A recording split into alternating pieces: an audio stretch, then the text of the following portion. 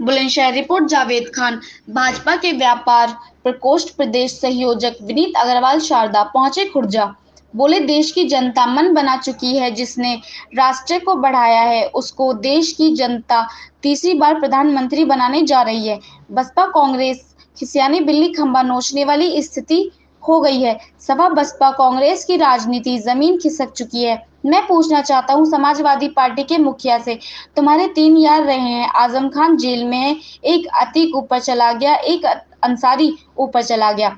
आजम खान, अतीक और अंसारी से देश का व्यापारी भयभीत था, माता बहनें सुरक्षित नहीं थी और लॉ एंड ऑर्डर खराब था। उत्तर प्रदेश में योगी की सरकार आई, अब लॉ एंड ऑर्डर सही हुआ। अपराधी को उत्तर प्रदेश छोड़ना पड़ा। अपराधी जेल में गया या ऊपर गया। अपराधी को यमराज के पास पहुंचाने का काम किया तो योगी जी ने और मोदी जी ने किया। वहीं राहुल गांधी पर निशाना साधते हुए बोले, राहुल गांधी क्यों नहीं अपने दादा की मजार पर फूल चढ़ाते हैं। राहुल गांधी के दादा का नाम फिरोज खान है और अपने नाम के आगे लिखे, मैं राहुल गांधी नहीं, मैं राहुल फिरोज खान हूँ। देश की करोड़ों जनता की आंखों में धूल झोंक रहे हैं। देश की जनता समझ चुकी है कि यह राहुल गांधी नहीं, राहुल फिरोज खान है।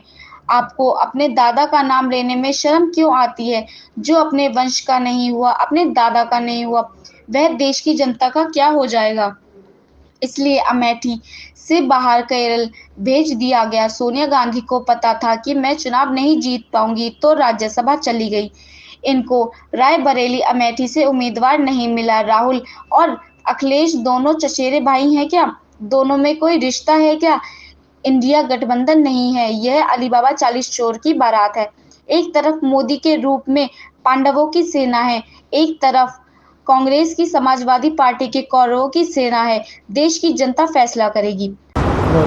आज खुर्जा भाजपा कार्यालय पर आपका आगमन हुआ है, किस प्रकार से क्या देखते हैं। चुनावी माहौल है।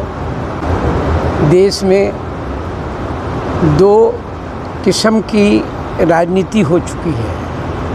एक तरफ राष्ट्र को बनाने के लिए, दूसरी की तरफ परिवारवाद, भतीजावाद, भ्रष्टाचार को बढ़ाने के लिए। अब जनता मन बना चुकी है। जिसने राष्ट्र को बढ़ाया है, जो राष्ट्र की सोचता है, उसका नाम है देश के प्रधानमंत्री नरेंद्र मोदी। देश ने नरेंद्र मोदी जी के 10 साल के विकास, 10 साल के उनके काम को देखा और देश इस बात को, भारत की देवतुल्य जनता इस बात को मन बना चुकी है, भारत के 30वां प्रधानमंत्री आदरणीय नरेंद्र मोदी जी बनने जा रहे हैं। अब तो लड़ाई इस बात की है। हमने कहा है कि उत्तर प्रदेश की 80 की 80 सीटें भारतीय जनता पार्टी जीतेगी और देश में भाजपा 370 से ज़्यादा और एनडीए 400 से ऊपर जीतेगी।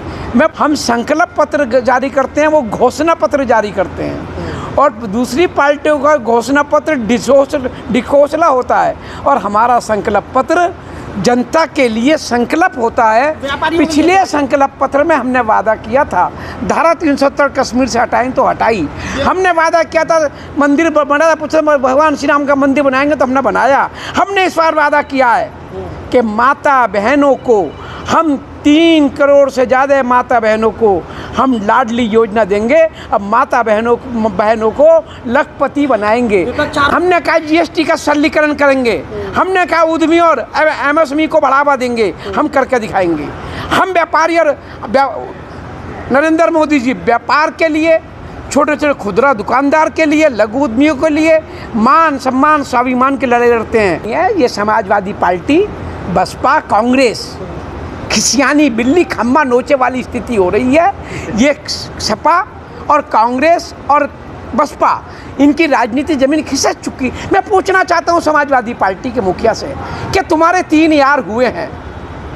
एक आजम खान जेल में है, एक अतीक ऊपर चला गया, एक अंसारी ऊपर चला गया। जब तक आजम खान, अतीक और अंसारी थे, उत्तर प्रदेश का व्यापारी भयभीत था।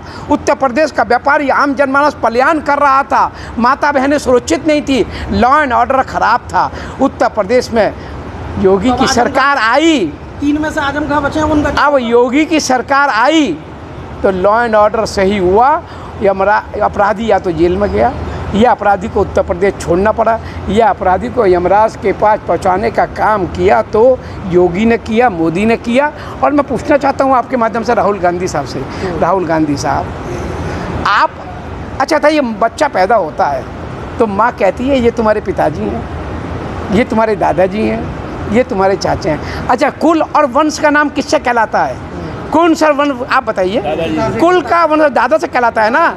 तो राहुल गांधी से पूछिए तुम्हारे दादा का क्या नाम है, क्यों नहीं उनके मजार पर फूल चढ़ाते हो?